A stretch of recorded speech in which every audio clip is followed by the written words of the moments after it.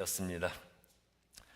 혹시 여러분 중에 지금 다른 사람과 함께 나누고 싶은 즐거움이나 기쁨이 있으신 분 계십니까? 쉽게 얘기하면 자랑하고 싶은 게 있으신 분 계시냐는 거예요. 자랑하고 싶은 거. 내가 이거는 자랑하고 싶다. 자, 인간은 선천적으로 교만한 존재일까요? 겸손한 존재일까요? 인간은 교만한 존재죠. 그래서 내가 다른 사람보다 더 낫다는 것을 과시하고 싶어서 언제나 무엇인가를 자랑하고 싶어 하는 거예요. 무엇인가를 자랑하고 싶다는 것이 내가 다른 사람보다 더 낫다는 것을 과시하고 싶은 욕구라는 거죠.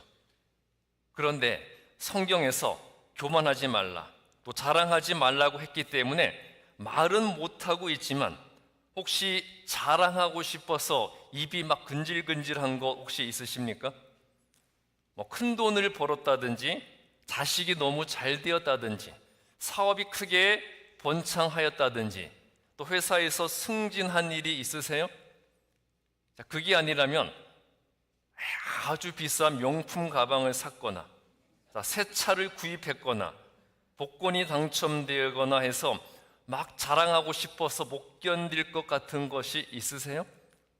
혹시 여러분 중에 복권 당첨된 분 계십니까? 아마 복권 당첨되면 자랑 안 하겠죠. 대부분 숨긴다 그래요. 사람들이 달려들어서 돈 좀 달라 그럴까 봐 숨긴다고 하는데요. 자, 그런데 아무리 자랑하고 싶고 과시하고 싶은 것이 있더라도 우리가 깊이 생각해 보아야 할 것은요, 그것의 가치가 영원할 것인가 라는 것이에요. 아무리 큰 돈을 벌고 내 자식이 잘 되고 사업이 번창하고 또 승진을 했더라도 그것이 주는 기쁨이 영원하냐는 거죠. 자, 그것이 영원히 변하지 않는 절대적 만족과 기쁨이 되고 절대 사라지지 않는 그 영원한 즐거움이 될 수 있을까요?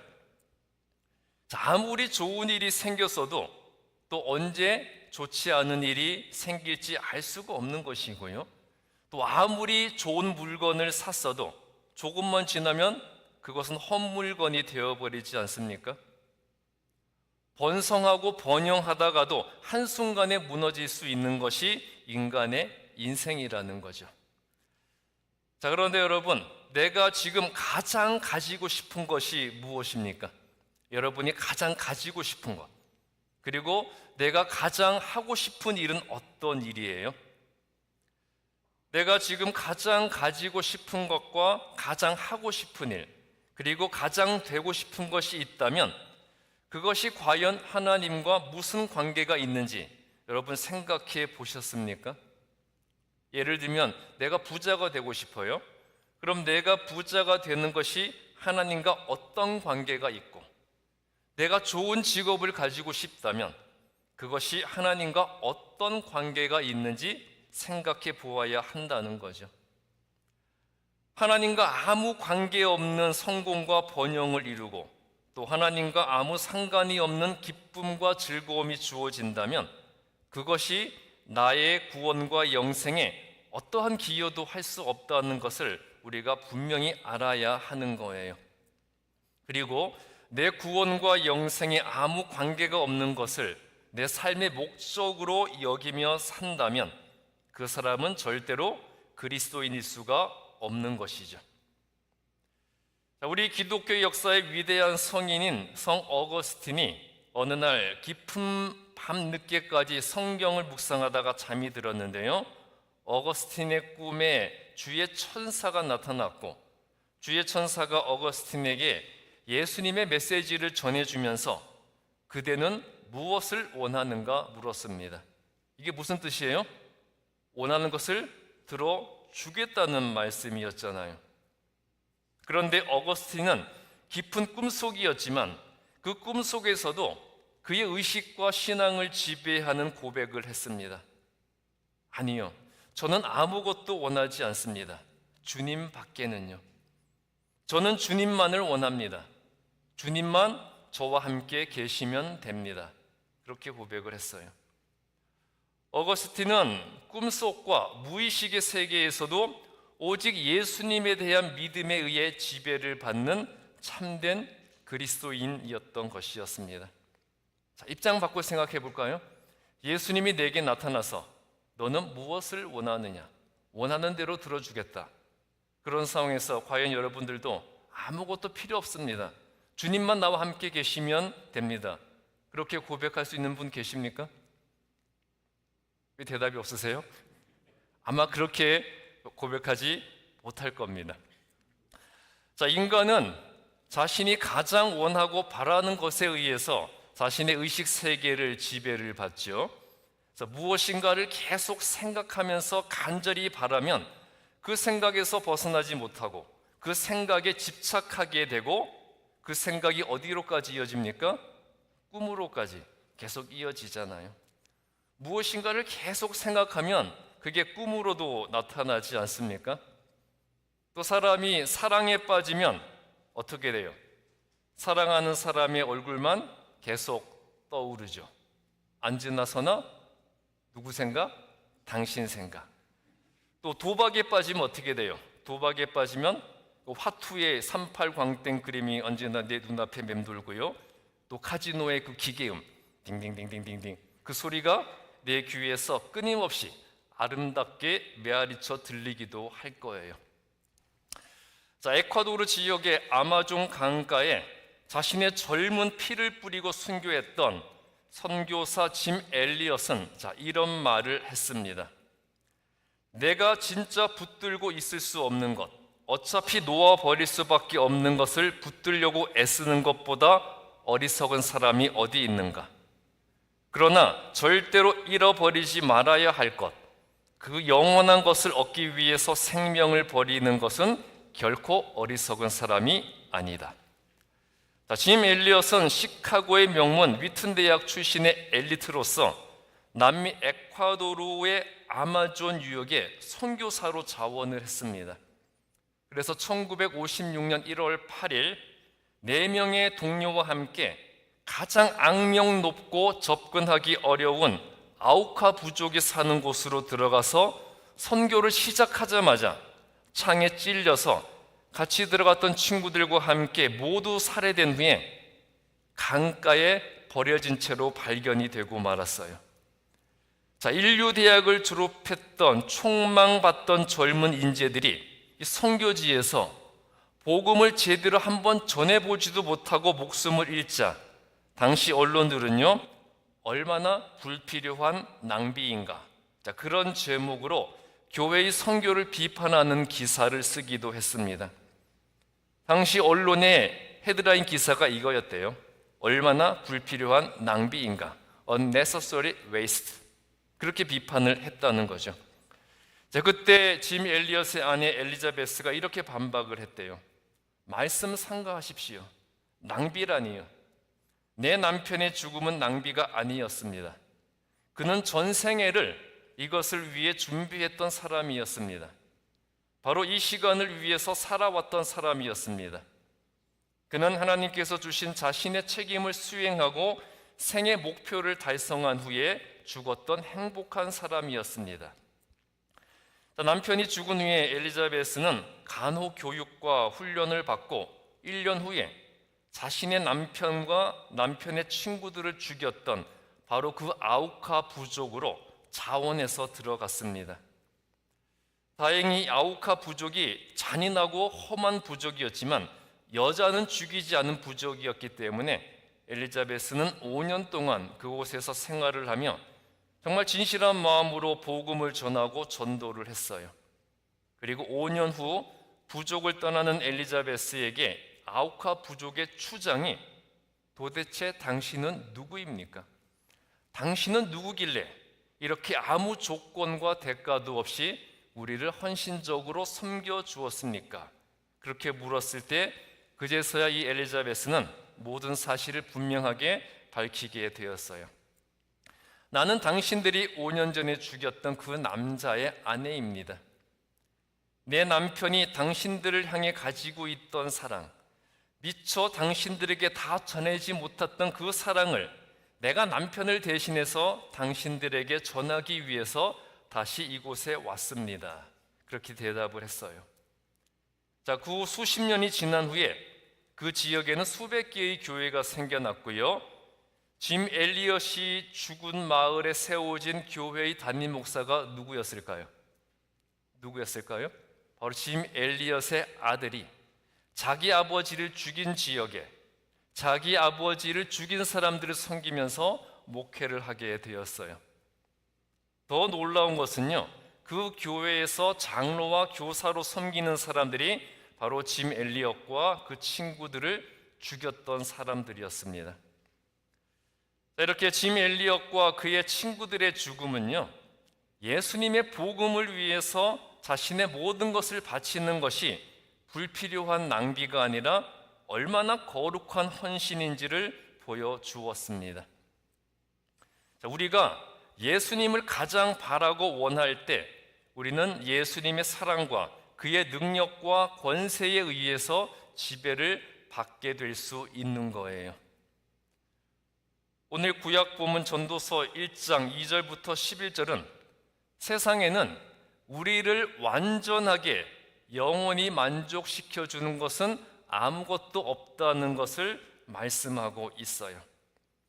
그래서 전도서 1장 8절에서 전도서 기자는 인생의 허무함과 영원하지 못한 세상 삶에 대해서 이렇게 고백하고 있습니다.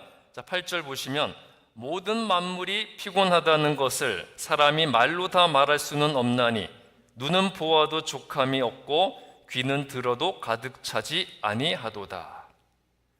자, 5절에서는 해는 아침에 동쪽에서 떴다가 서쪽으로 지는 일을 날마다 반복하고 있다고 말하고 있죠.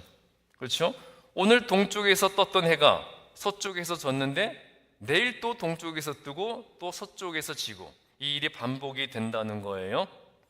그리고 6절은 바람도 항상 여기에서 저리로 부는 일을 단조롭게 반복하고 있다는 것을 말하고 있고요. 7절은 자, 강물이 끊임없이 계속해서 바다로 흘러가고 있지만 그 강물이 바다를 채우지 못합니다. 그런데도 강물이 바다를 채우지 못함에도 불구하고 계속해서 그 방향으로 끊임없이 흐르고 있다는 것을 지적하고 있어요.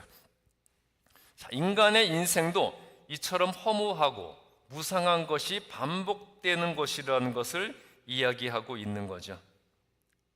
자, 채워지지도 않을 바다를 향해서 강물이 계속 흘러가는 것처럼 채울 수 없는 욕심과 탐욕을 이루기 위해서 의미 없고 가치 없는 일에 모든 것을 바치는 것이 우리 인간의 어리석음이라는 것을 이야기하고 있는 거예요. 자, 여러분, 아기들이 태어날 때 두 손을 꽉 쥐고 태어나죠. 두 손 꽉 쥐고 태어나서 자, 욕망이라는 인생의 행로를 열심히 달려가다가 마지막 숨을 거둘 때 어떻게 됩니까? 쥐었던 손을 다 펼쳐놓고 가잖아요. 그 손에 아무것도 쥐고 떠날 수가 없습니다. 그러므로 이 사실을 빨리 깨닫는 자가 복 있는 자가 되는 거예요. 자, 옛날에 왕이 죽으면 그 왕의 아내와 후궁들을 함께 무덤에 묻는 그런 순장 제도가 있었죠. 제가 어느 교회에서 만난 한 여자 집사님이 그런 말을 하더라고요. 자기는 남편을 너무 사랑하고 좋아하기 때문에 자기가 먼저 죽으면 남편을 자기 무덤에 묻어달라는, 함께 묻어달라는 그런 유언을 남길 거래요. 그래서 제가 물어봤습니다. 그럼 집사님도 남편이 먼저 죽으면 무덤에 묻힐 건가요? 뭐라고 그랬을까요? 미쳤어요. 저는 제 인생 살아야죠. 그렇게 이야기를 하더라고요. 자, 세상 떠날 때 우리가 아무것도 가지고 갈 수 없습니다. 그런데 가져갈 수 있는 것이 단 한 가지가 있어요. 그게 뭘까요? 바로 주님이 내 안에 계시고 내가 주 안에 있으면 내 삶이 참으로 만족할 수 있다는 사실, 그 진리만을 우리가 가져갈 수 있는 거예요. 여러분, 지금까지 인생을 살아오면서 내가 소중하고 중요하게 여기던 것들이 시간이 지나고 나니까 다 허무하고 가치 없다는 것을 깨닫게 된 경험들이 있으실 거예요. 이것만 있으면 소원이 없겠다. 이것만 얻을 수 있다면 세상을 다 가진 것 같을 텐데 했던 것들이 막상 내 손에 쥐어지고 그리고 시간이 많이 지나니까 그게 아무 의미 없다는 것을 깨닫게 된 경험들이 있을 거예요. 그게 돈이든지 건강이든지 외모든지 인기든지 명예이든지 간에 이것들이 최고인 줄 알고 어떻게든 그거 한번 얻어보려고 아둥바둥했지만 막상 내 손에 쥐고 나면 그 기쁨이 얼마 가지 못하고 허무하다는 것을 알게 되지 않았습니까?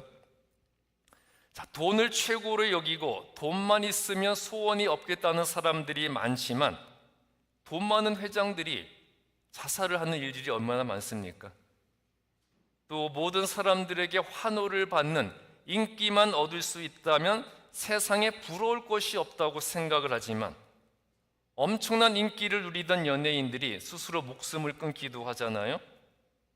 또 권력과 명예를 얻을 수만 있으면 아무것도 바랄 것이 없다고 생각을 하지만 많은 권력자들이 자살로 생을 마감하기도 했습니다.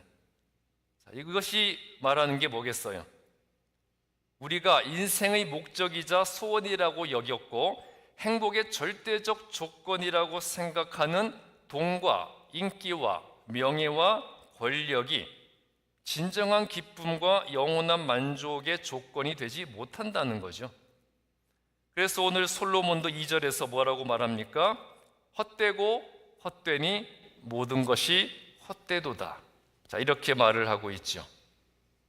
그런데 그럼에도 불구하고 계속 그것을 포기하지 못하고 내려놓지도 못하고 여전히 그러한 세상적 가치를 가장 중요하게 우리가 여기고 있는 것은 아닐까요?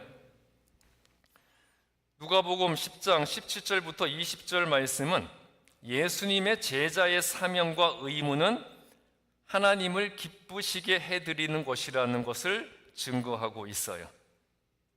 예수님은 먼저 오늘 본문 앞장인 누가복음 9장에서 12제자에게 당신의 권위와 능력을 위임해서 전도 여행을 보냈고요. 전도 여행에서 돌아온 12제자를 이번엔 리더로 세워서 오늘 본문 10장에서는 70제자를 전도를 위해 파송을 하셨습니다. 그리고 전도 여행에서 돌아온 제자들이 예수님께 자신들의 전도 여행에 대한 선교 보고를 하고 있어요. 누가복음 10장 17절에서 제자들은 예수님, 우리가 전하는 예수님의 이름 앞에서 귀신들도 항복을 했습니다. 그렇게 말을 했고요. 또 18절부터 19절에서는 사탄도 자신들에게 패배했고 또 뱀과 전갈로 상징되는 모든 악한 세력들을 자신들이 물리쳤다고 예수님께 보고를 했습니다. 예수님, 주님이 주신 권위와 능력으로 우리가 사탄도 무너뜨렸고 그 능력과 권위로 모든 악한 세력과 원수들을 우리가 물리쳤습니다. 그렇게 보고를 한 거예요. 제자들은 자신들에게 주어진 그 예수님의 권위와 능력을 자랑스럽게 생각했고요. 그 권위와 능력으로 자신들이 놀라운 일을 행한 것에 자부심을 느꼈어요. 자부심 느낄만 하죠. 우리에게 이러한 능력과 권위를 주셨고 우리가 그 능력과 권위로 이렇게 큰 일을 했고 이렇게 놀라운 일을 했고 이렇게 위대한 일을 했구나. 가슴이 막 너무 뿌듯하고 자랑스러웠던 거예요. 그런데 예수님께서는 20절에서 제자들에게 그것보다 그 무엇보다 너희들의 이름이 하늘에 기록된 것을 기뻐하라고 말씀을 하셨어요. 예수님께서는 제자들에게 그리스도인의 삶의 목적과 그들이 행하는 사역의 참된 의미가 어디에 있어야 하는지를 말씀해 주신 거예요. 설령 귀신을 쫓아내고 사탄을 물리쳤다고 하더라도 그것이 하나님 나라에 들어가는 보증 수표는 되지 못한다는 거예요. 만약에 주의 이름으로 이적을 행했더라도 겉으로는 주님의 이름을 내세웠지만 실제로는 자기를 위한 이기적인 목적으로 했거나 또 자기가 성취한 업적에 대해서 교만한 마음을 가지게 된다면 그의 이름은 하늘나라에 기록되지 못한다는 것을 분명하게 알려주셨어요. 자, 예수님은 하늘나라에 이름이 기록되는 것은요, 어떤 일을 했느냐에 의해서가 아니라, 즉 얼마나 큰 일을 했느냐, 얼마나 중요한 일을 했느냐, 얼마나 위대한 일을 했느냐에 의해서가 아니라 큰 일이든지 작은 일이든지 간에 어떤 마음으로 했느냐에 의해 판단된다는 것을 분명하게 가르쳐 주신 거예요. 자, 그러므로 우리가 큰 일을 하든지 작은 일을 하든지 또 중요한 일이든지 사소한 일이든지 간에 내 이름과 내 영광과 내 업적을 위해서 하는 것이 아니라 누구를 위해서 해야 하는 겁니까? 하나님을 위해서 해야 하는 것이고요, 또 내 기쁨과 만족을 위해서 하는 것이 아니라 하나님을 기쁘게 해드리기 위해서 해야 하는 것입니다. 하나님께서는 그 마음의 중심을 분명히 보시고 정확하게 판단을 하시기 때문이에요. 자, 제가 저 일을 했는데 저 일이 나의 영광을 위한 것인가, 아니면 자기의 만족을 위한 것인가, 하나님은 분명하고 정확하게 판단하고 보신다는 거죠. 자, 그렇기 때문에 그리스도인으로서 우리가 하는 모든 일의 기준은, 이 일을 하나님이 기뻐하실까? 이 일은 하나님께 기쁨을 드리는 일일까? 그리고 예수님이라면 이렇게 하실까? 이것이 되어야 합니다. 자, 우리가 하는 모든 일의 기준이 첫 번째 뭐라고요? 이 일을 하나님이 기뻐하실까? 두 번째, 이 일은 하나님께 기쁨을 드리는 일일까? 세 번째, 예수님이라면 이렇게 하실까? 이것이 되어야 한다는 거예요. 자, 빌립보서 4장 8절부터 9절에서 바울은 이렇게 말하고 있습니다. 형제들아, 무엇에든지 참되며 무엇에든지 경건하며 무엇에든지 옳으며 무엇에든지 정결하며 무엇에든지 사랑받을 만하며 무엇에든지 칭찬받을 만하며 무슨 덕이 있든지 무슨 기림이 있든지 이것들을 생각하라. 너희는 내게 배우고 받고 듣고 본바를 행하라. 그리하면 평강의 하나님이 너희와 함께 계시리라.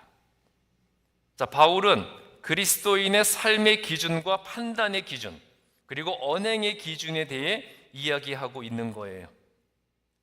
그리스도인이라면 하나님과 사람 앞에서 언제나 참된 일, 경건한 일, 옳은 일, 정결한 일, 사랑받을 만한 일, 칭찬받을 만한 일, 덕을 끼치는 일, 그리고 존중받을 일을 해야 한다는 거죠.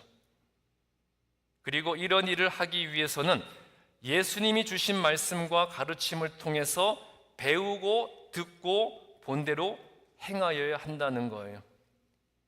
하나님의 말씀, 예수님의 가르침은 지식의 대상이 아니라 우리가 배우고 보고 들은 대로 행해야 한다는 거죠. 그래야 이 바울의 말씀을 우리가 실천할 수 있게 된다는 거예요. 자, 그리스도인의 삶의 모든 판단과 결정의 기준은요, 하나님이 말씀하신 대로, 성경이 말씀하시고 있는 대로, 그리고 예수님의 가르침대로가 되어야 합니다. 중요한 거죠. 우리가 예수 믿는 그리스도인이라면 우리 삶에 있어서 모든 판단과 결정의 기준은 하나님이 말씀하신 대로, 성경이 말씀하시고 있는 대로, 예수님의 가르침대로가 되어야 하겠습니다. 그래서 예수님께서 무엇을 말씀하시든지 말씀하신 그대로 행해서 하나님을 기쁘게 해드리는 것이 우리의 삶의 목적이고 우리가 하나님의 자녀로 존재하는 이유가 되어야 한다는 것이에요. 자, 우리가 그리스도인이라면 그리스도인으로서 우리의 믿음의 고백은 주님이 내 안에 계시니 주님 한 분만으로 나는 만족합니다. 이것이 되어야 하고요. 또 우리의 믿음의 목적은 내가 주님을 기쁘게 해드리기 위해서 무엇을 해야 하겠습니까? 내가 주님의 기쁨이 되기를 원합니다. 이것이 되어야 하겠습니다. 자, 그렇다면 여러분께 제가 여쭤볼게요. 여러분은 주님 한 분만으로 만족을 하십니까? 내가 주님의 기쁨 되기를 원하세요? 다들 자신이 없으시네요. 자, 우리의 믿음의 고백은 주님 한 분만으로 나는 만족합니다. 그리고 우리의 믿음의 목적은 내가 주님의 기쁨이 되기를 원합니다. 여러분, 내가 주님을 가장 간절히 원할 때 주님도 나를 간절히 원하고 나를 진심으로 돌보아 주실 겁니다. 여러분, 예수님의 사랑을 받기 원하시죠? 어떻게 해야 예수님의 사랑을 받을 수 있을까요?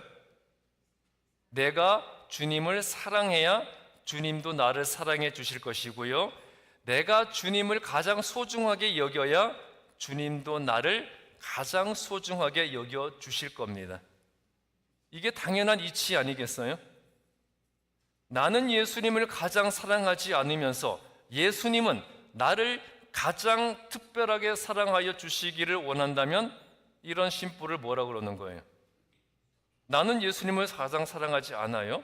그런데 예수님은 나를 가장 특별하게 사랑해 주시기를 원해요. 이 심보가 뭐예요?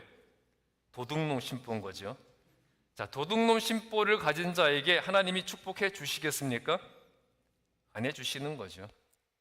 무엇이든 우리가 행한 그대로 갚아주시고 우리의 행위대로 보응하시는 것이 하나님의 축복의 섭리예요. 우리 주반석교의 모든 성도님들, 내가 하나님을 가장 사랑해서 하나님께 가장 사랑받는 하나님의 자녀들이 되시고요, 내가 예수님을 가장 원하여서 예수님도 나를 가장 원하는 그런 그리스도인들이 되시기를 주님의 이름으로 축복합니다. 기도하겠습니다. 사랑의 주님, 저희들을 가장 사랑하셔서 모든 죄를 사하여 주시고 하나님의 자녀가 되도록 하여 주신 은혜에 감사를 드립니다. 예수님께서 우리를 사랑하시듯이 우리도 예수님을 가장 사랑하고 소중하게 여기는 믿음을 허락하여 주시옵소서. 우리가 하는 모든 것이 하나님의 영광을 드러내고 예수님께 기쁨이 되는 일이 되게 하여 주시고 하나님을 내 안에 주인으로 모시고 하나님의 뜻을 깨달아 하나님의 말씀대로만 행하는 하나님의 사람이 되게 하여 주시옵소서. 우리를 오직 하나님을 가장 사랑하는 예수님의 제자로 인도하여 주실 예수님의 이름으로 기도했습니다. 아멘. 이제 성만찬 예식을 거행하도록 하겠습니다.